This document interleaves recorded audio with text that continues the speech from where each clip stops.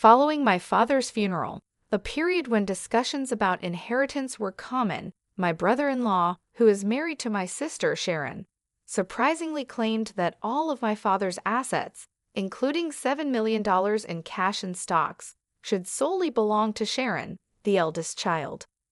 This proposal brought joy to my sister and her husband, yet the lawyer quickly clarified that such a decision wasn't theirs to make. My name is Paul Walker, a 44-year-old sales professional with a wife and 3 kids. My father was a significant shareholder in a company and remained actively involved until his later years. Sharon, my elder sister, has often challenged our parents with her erratic behavior and, even in her middle age, lacks a stable job, choosing to live life on her own terms. Our relationship has been distant, primarily due to my disapproval of her actions. When Sharon turned 52, she unexpectedly introduced us to Russell Brand, a younger, handsome man with a laid-back attitude, and announced their engagement. Despite her financial instability, Sharon didn't hesitate to ask for a substantial sum from our father to cover wedding expenses, quickly depleting it and then audaciously requesting more. This behavior greatly distressed our father, given her presumptuous attitude towards inheritance. The news of our father's sudden heart attack and subsequent passing deeply affected me. Amidst receiving condolences from friends and relatives, I stepped up to assist my overwhelmed mother with the funeral preparations, while Sharon remained absent, engrossed in her own life. The day following the funeral, as my mother and I were beginning to find solace, a lawyer arrived to discuss my father's will. Unaware of its contents, Sharon and her husband audaciously interrupted, asserting that Sharon was entitled to all of my father's stocks and the $7 million inheritance, leaving my mother and me speechless at their boldness. In a moment filled with anticipation, my brother-in-law jubilantly proclaimed, "We've made it, Sharon. This inheritance sets us for life," his fist cutting through the air in triumph. The lawyer, taken aback by such presumption, intervened with a caution, capturing my sister's fierce gaze. He looked at them both squarely and revealed, "Sharon, you have no claim to the inheritance." My sister and her husband, visibly shocked, countered with disbelief, arguing that as the eldest daughter, Sharon was naturally entitled to everything. It was evident my brother-in-law had placed all his bets on this inheritance, convinced it would all go to my sister. Their confusion only deepened when the lawyer, with a gentler tone, dropped a bombshell. "Were you unaware that Sharon is not Mr. Paul's biological child?" Instantly, the color drained from my sister's face as she turned to our mother, her eyes wide with panic. Our mother, her expression a mix of emotions, faced a moment of truth I had long been aware of. My sister was a half-sibling, a fact that had been hidden from her. Confronting our mother, Sharon's voice trembled. "What does this mean?" To which our mother confessed, "Sharon, you come from my first marriage." The revelation stunned Sharon, who had always playfully claimed the title of the favored child. Her husband, trying to grasp at straws, argued that Sharon, being legally adopted, must still be entitled to a share of the inheritance. "That's what I assumed," Sharon supported, yet our mother's next words shattered that belief. There had been no formal adoption. In disbelief, Sharon protested, "But I'm the eldest daughter." Dad even acknowledged it. Her frustration now turned towards me accusingly. "You're going to let him take everything?" she challenged. Annoyed by her sense of entitlement, I couldn't help but respond, pointing out her continual reliance on our father's generosity despite it. As they insisted on the fairness of a father's support for his daughter, I was reminded of how my sister used his financial aid not for growth, but to bail herself out of recurring predicaments. It was then that Mrs. Paul, our mother, who had been silent, suggested, "Perhaps it's time Sharon reviewed the will as well." Caught off guard, Sharon panicked, "The will? I don't know anything about that." It was her lack of attention and engagement that had led to this moment. Our father had intended for us to discuss the will together when he drafted it, but Sharon, uninterested at the time, chose leisure over family matters. Highlighting the omission from the will, I saw my brother-in-law's frustration flare as he sharply questioned Sharon. "What were you thinking?" This mattered. The realization dawned that they had to confront the contents of my father's will. The lawyer clarified that the inheritance was designated for me and my mother, citing my father's hesitance to adopt Sharon due to her indifferent attitude towards me, her spending habits, and her overall conduct. Sharon was visibly shaken by the news that she had no legal claim to any inheritance. At this revelation, my brother-in-law's temper escalated, accusingly pointing out to Sharon, "You promised there was wealth." His attitude became threatening, shocking my mother and Sharon, though I wasn't surprised given his history of greed and opportunistic behavior.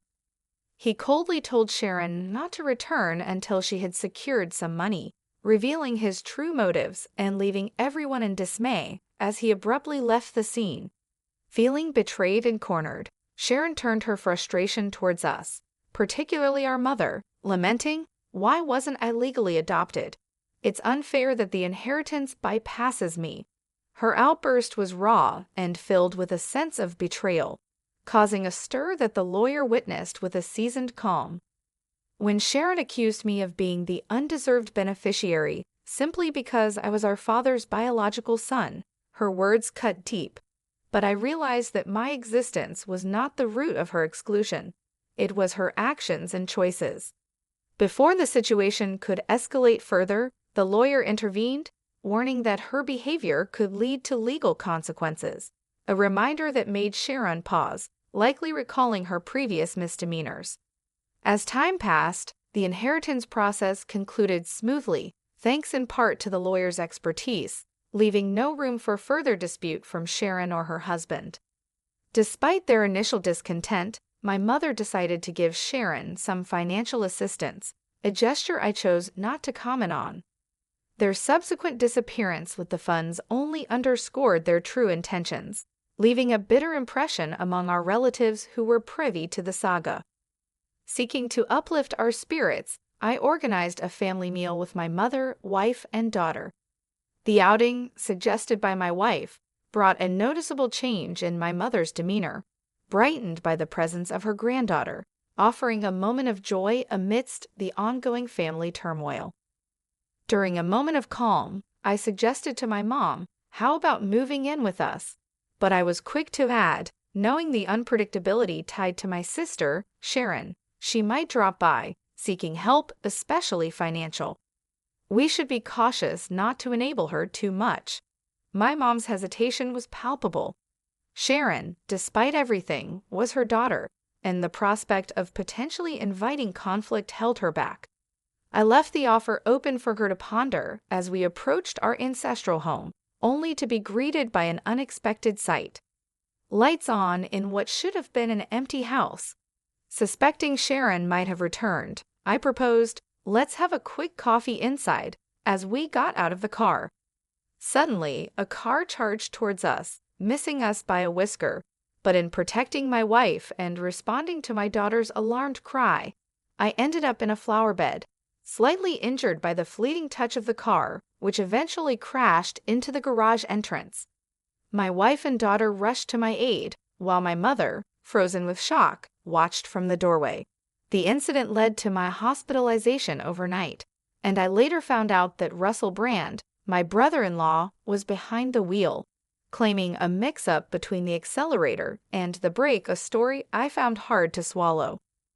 When my mother and sister visited me in the hospital, Sharon's response to my condition was chilling, hinting at her disappointment in my resilience, almost as if she had hoped for a more beneficial outcome for herself. I couldn't resist commenting on her apparent wish for my demise to claim the inheritance, noting her unease as she diverted her gaze. I then revealed that our mother intended to relinquish her inheritance in my favor, making any drastic actions from their side futile. My sister's shock was evident. The concept of foregoing a rightful inheritance seemed alien to her. I further explained that, in preparation and following our father's prudent approach, I had already drafted a will, ensuring my family's future, thus redirecting the inheritance away from our mother directly to them.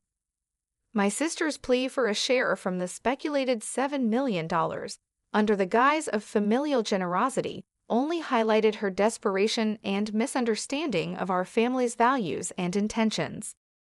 In the aftermath of firmly rejecting my sister Sharon's demand for a substantial share of the inheritance, the atmosphere in the hospital room shifted dramatically.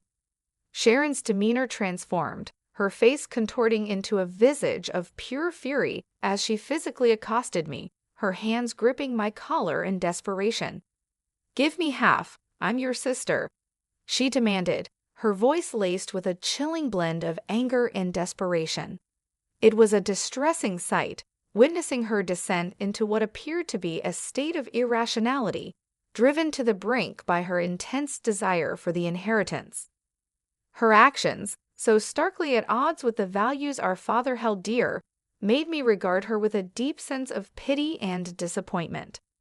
"Do you not realize how your greed would have disappointed Dad?"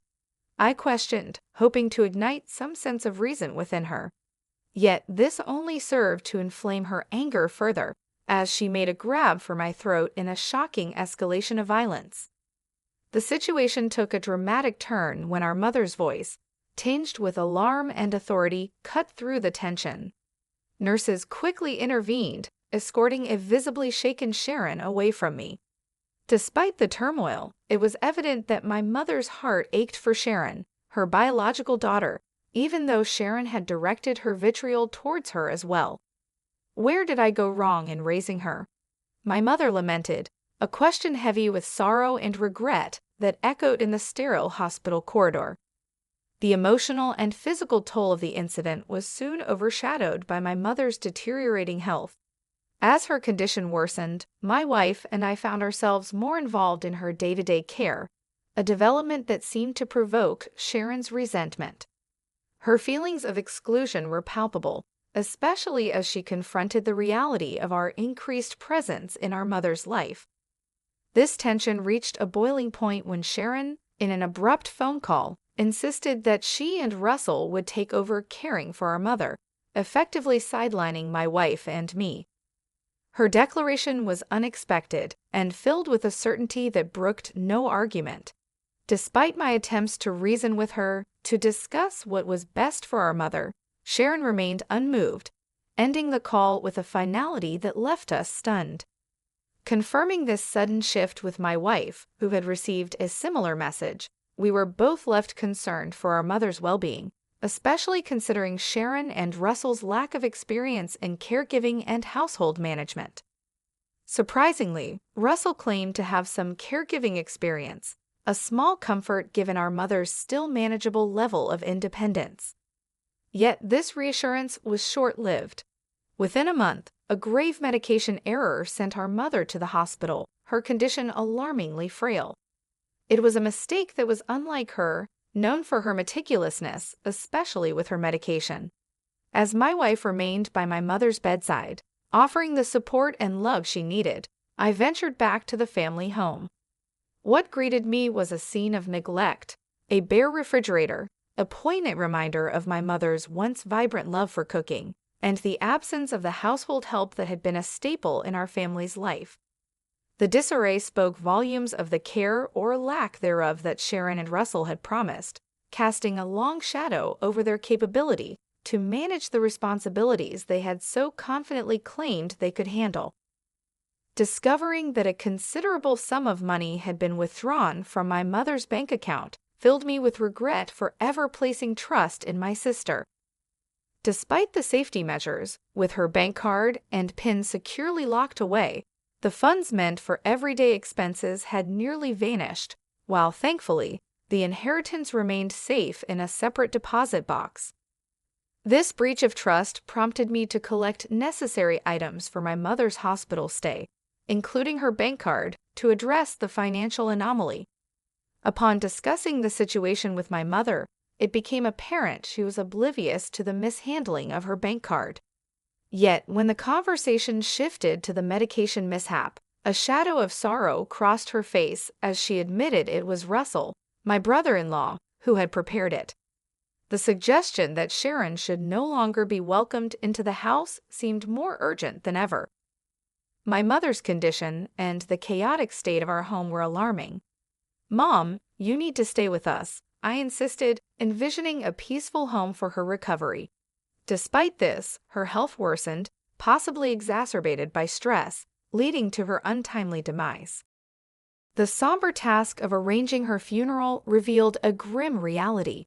The family home was stripped of its valuables, a testament to my sister and Russell's relentless greed. The emptiness of the house mirrored my feelings of shock and betrayal, fueling a resolve to seek justice for their egregious actions. The aftermath of my mother's funeral set the stage for a meeting with the lawyer, where my sister audaciously claimed her entitlement to our mother's inheritance. Her confidence wavered as the will was read, revealing her exclusion from any inheritance, a directive from our father reflecting his final wishes. Russell's outrage at this revelation only compounded the tension, his frustration manifesting in a destructive outburst. Amidst his tirade, I confronted him with a pressing question, one that hinted at a dark suspicion. "Russell, did you attempt to harm my mom?" The gravity of the situation hung in the air, marking a pivotal moment in our family's saga. As we awaited his response, the truth of their actions poised to come to light under the scrutiny of the law. As I squarely faced him, Russell returned my inquiry with a look of irritation. "I've done nothing wrong," he defensively claimed when questioned about the medication error. His annoyance was palpable, emphasizing their fixation on the inheritance rather than the well-being of our mother. Sharon, losing any semblance of calm, chimed in, outraged at the prospect of being left out of the inheritance. Her reaction betrayed her motives. It wasn't concern for our mother that drove her, but rather the hope of solving her financial woes with the inheritance. "Is it true that I'm getting nothing?" She demanded an explanation from the lawyer, her voice a mix of disbelief and desperation. The lawyer began to outline the specifics of the inheritance distribution, taking into account the funds Sharon had prematurely withdrawn and the value of the items she had sold. The end result left little to nothing for her, a revelation that left her visibly frustrated. I couldn't help but interject, highlighting that this outcome was the result of careful legal consultation.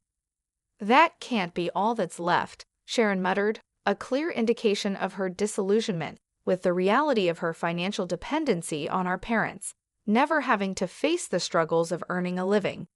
My disappointment in her turned to anger. "Mom thought you'd look after her, but instead, you just took her money and left her alone," I accused, unable to hide my disdain for her actions.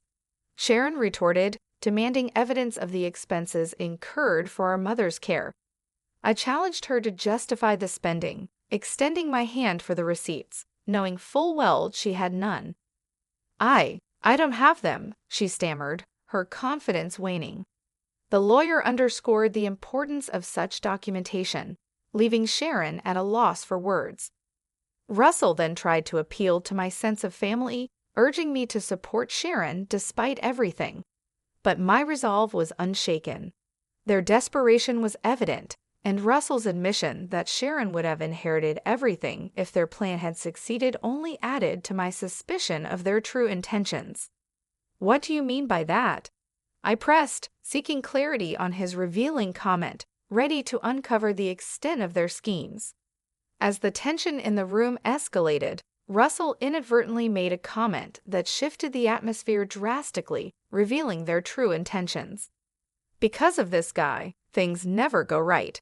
I was expecting a new car out of this deal, but now I'm stuck with just enough for some repairs," he lamented, not realizing the weight of his words. My sister, Sharon, attempted to intervene, perhaps to salvage the situation, but the damage was done. The lawyer, seizing the moment, underscored the gravity of Russell's admission. "That's a serious allegation, akin to fraud," she observed, barely concealing a smile as she eyed the couple. Her next revelation caught them off guard.